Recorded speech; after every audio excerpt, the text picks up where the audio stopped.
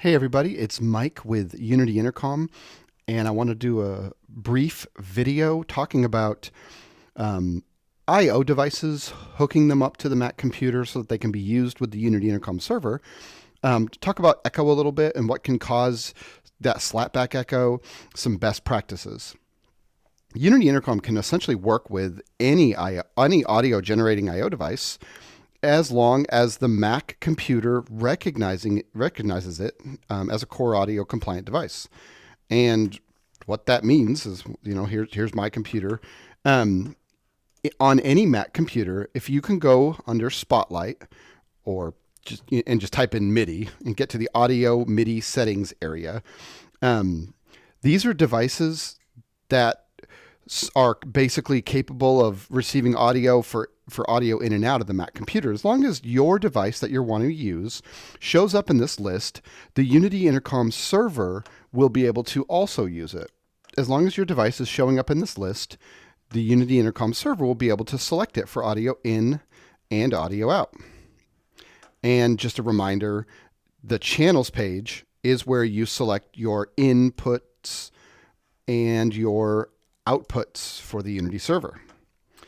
And I'll jump back to my little presentation here because I've got some cheesy little graphics that I think help demonstrate. Here is just an example of a soundboard. I want to get that audio into the Mac computer. Usually, what we're going to need, some soundboards can go direct. They have USB out, things like that. They have Dante cards. So the Unity Intercom server could just use Dante Virtual Sound Card, no problem.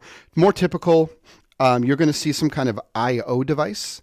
This is a picture of a Motu. We're big Motu fans. It's a Motu 8A. So this is an 8x8 audio device, and it connects to the Mac via Thunderbolt or USB. And this is a typical example of a way to get traditional XLR or quarter-inch cables, traditional audio gear into a Mac computer. And this is how they'll do GarageBand and, different kinds of recording and such. And we're kind of the same way. We're just turning that audio into something digital that the computer can work with. So again, as long as your device shows up in the MIDI settings in the Mac OS, then Unity Intercom will be able to work with it. Where it gets a little tricky is here. When you have traditional comm systems that you are wanting to get into the Mac computer, what sometimes happens is Unity Intercom gets its own audio back.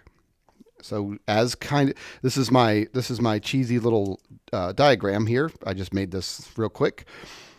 Here we can see in red traditional. Let's say it's audio from a traditional comm system. It's going through some kind of converter, and it's ending up in the Mac computer and being routed into the server, into the channels page.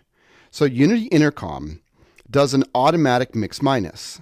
Unity on the output side, which is in yellow, those are the yellow arrows, that's Unity's audio. So that's people talking on their phones on Unity and responding potentially to like a producer who's on a key panel, something like that. Unity will never give RTS or Clearcom or Riedel their own audio back. It does a mix minus. So anything you bring into a party line channel for Unity, it is subtracted via the Unity software on the return. So everybody in the traditional comm system world gets a nice clean feed. They never get themselves back. They just get someone talking on Unity. They just get that clean Unity Intercom. Sometimes though, we are not given the same courtesy. The traditional comm systems, when they're not the larger matrix frames, like when they're sometimes they're a little older, or if they're just not capable, what they'll do is they'll combine Unity Intercom's audio with the party line and send it right on back to Unity. So that's what I've tried to demonstrate here with these little arrows. You can see Unity's kind of yellow audio there getting combined on the return side. So people talking on their phones in this scenario are going to hear themselves back in their Unity Intercom, and then so there's a little bit of a confusing echo. The producer on Clearcom or RTS doesn't hear that, but everybody on Unity Intercom is kind of getting themselves back. And so to clean that up, we need to null it. Now, what's great is when you deal with these larger frames, Atom M frames from RTS, things like that, matrix style frames, they have the ability via their software to automatically null the return feed. They're able to, like for example, you can go into AZ Edit in RTS, and excuse me, probably we're busy today. Our phones are ringing. You can go into AZ Edit and you can null, that return audio to prevent Unity Intercom from getting itself back. In that case, it's nice, clean feed. And when you're dealing with a larger frame, like an Atom M frame or something like that, these matrix frames that have the ability to null audio, we don't have to worry so much about echo, in which case a Motu 8A or a Motu 16A is a perfect device. They're just reliable, steady devices that deliver really clean audio, and they're easy to work with. And so, that's great. A lot of times, though, that's not the case. And so we often recommend Studio Technologies gear. We're big fans of Studio Technologies. Demonstrated here is one you'll see in the field a lot. This is a model 545DC. The C indicates ClearCom. And this has an auto null feature. That's the big button on channel A and channel B of those party lines here. They have that auto null feature. When you're setting it up, you start with silence and you press and hold the auto null button for a few seconds until the active light appears and stays steady. And then when someone talks down Unity Intercom, you should see the from Unity should be somewhere around -12, -18, and the to should be somewhere around 0. So that would say that Unity Intercom's not getting itself back. The to should be zeroed out, so to speak. And the from is usually going to be around like -18, something like that. And to help the auto null feature, I kind of jump back and forth here. Something that can help the auto null feature work its best is if you lower the output decibel levels a little bit. Maybe start with like a -10 and see and then perform the auto null procedure. I've had to sometimes, because Unity comes out really, really hot. The audio is very strong. Sometimes, because you're dealing with these two different worlds, and they operate differently, and their decibel ranges are different. -18 seems to be a good output. That may be a little too low for a lot of people, but -18 on the output level does seem to help the auto null in in the Studio Technologies devices work really well. So this right here is this device is delivering good, clean, non-echoey audio back into the Mac. They communicate with the computers via not USB, but they can communicate via Dante. And so you would hook this up to your Dante, to a switch that's on your Dante network, and you would get audio to the Mac computer via Dante Virtual Sound Card. There is a little bit of an update. We have kind of a problem. Lately, the 545 DC, the 40, traditionally they were always the model 45 DC DRs. All of these are on tremendous back order at the time of this video, which is early June 2022.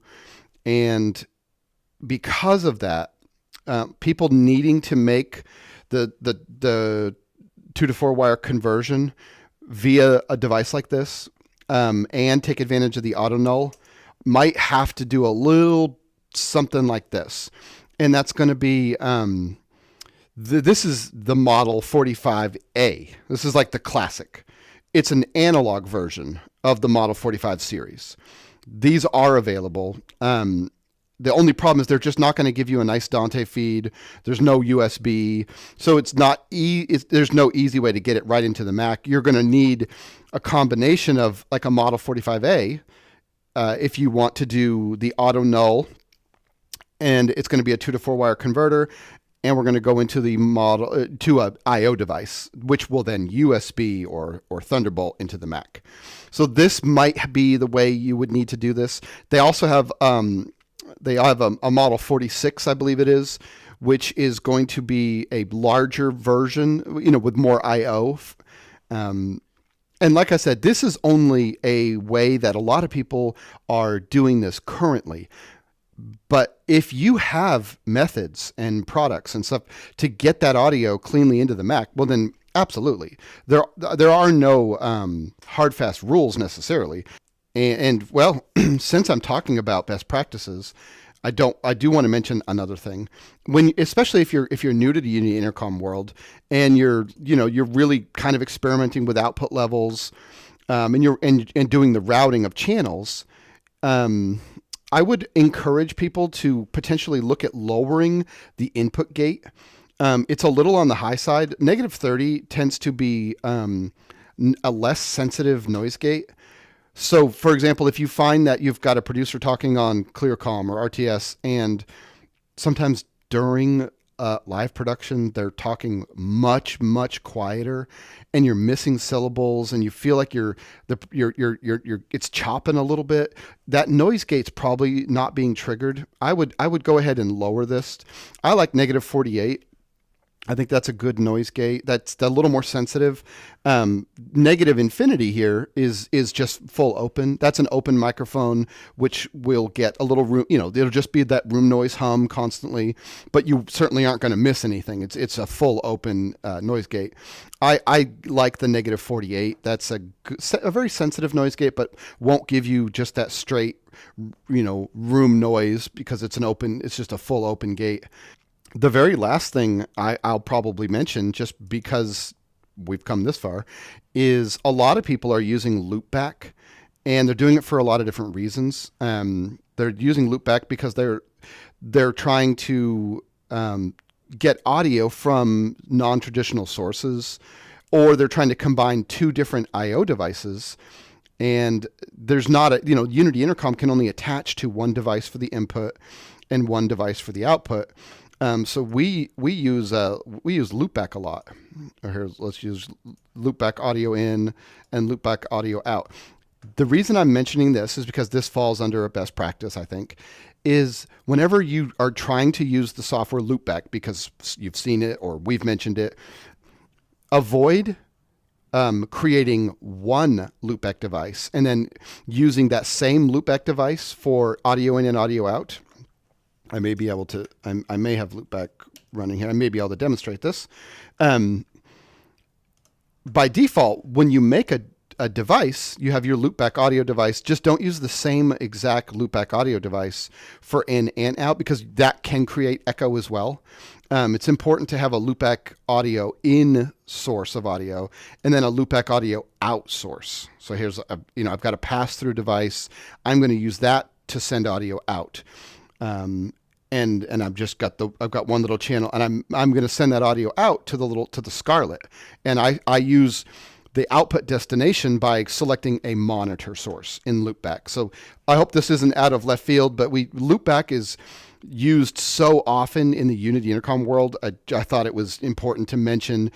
For those people that aren't sure what I'm talking about, loopback is a piece of software that runs on a Mac computer, and it kind of emulates, it pretends to be a hardware device. So the Mac operating system sees this just like a piece of, a hardware device plugged in like USB, and you get to choose, how many channels this has. You get to choose how much, if you want what you want this virtual device to be, and you can do a lot of fancy routing, and you can steal the audio from a lot of different sources, which can become real helpful here.